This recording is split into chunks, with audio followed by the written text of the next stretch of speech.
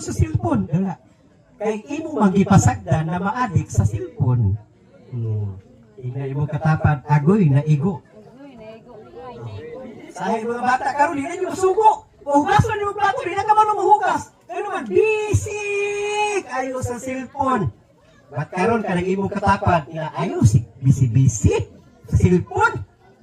Oh, mga young people dapat bisa pag naa kay cellphone masugo gyapon sa ginikanan. Palakpakan na to ang Ginoo sa tong kinabuhi. Power ang ato ang topic karon. Makaingon gyud uy naday dili tinuod kay ang topic nato karon ang tinuod na katawhan sa Ginoo. Ingi ana yung katapat tinuod bang katawhan sa Ginoo. Oh, di ba? Kinsay mga anak sa Ginoo taas kamot. Oh, di ba? Taas kamot to mga anak sa Ginoo. Balik ko na ko kinsay mga anak sa Ginoo taas kamot. Oh, kusog kay kamot taas kamot to, masimbahan di ka kaabot. Oh. Taas abot. Taas kayo gusto kayo mutaas ba? Anak sa Ginoo. Sunod na po, isa may gusto musakag langit. Gusto musakag langit. Balik ko na po, simbahan, di gapon kaabot. Di ba? Gusto ko musakag langit. Ang simbahan, process niya para makasakag ang langit. Silingon pa ganito. Maayo ako, buutan ako.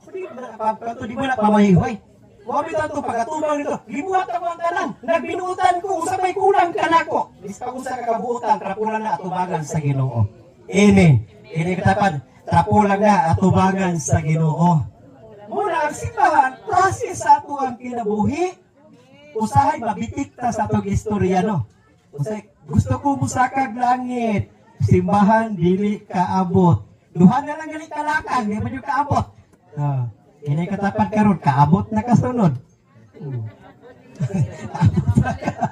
Di ba? Sa dito kaabot. Wala ang ulo sa Ginoo mutudlo na to karon. Ang tinuod na katawhan sa Ginoo. Unsa na diri? Unsaon nimo para mahimo kang tinuod na katawhan sa Ginoo? Question mark. Number 1, dapat malipay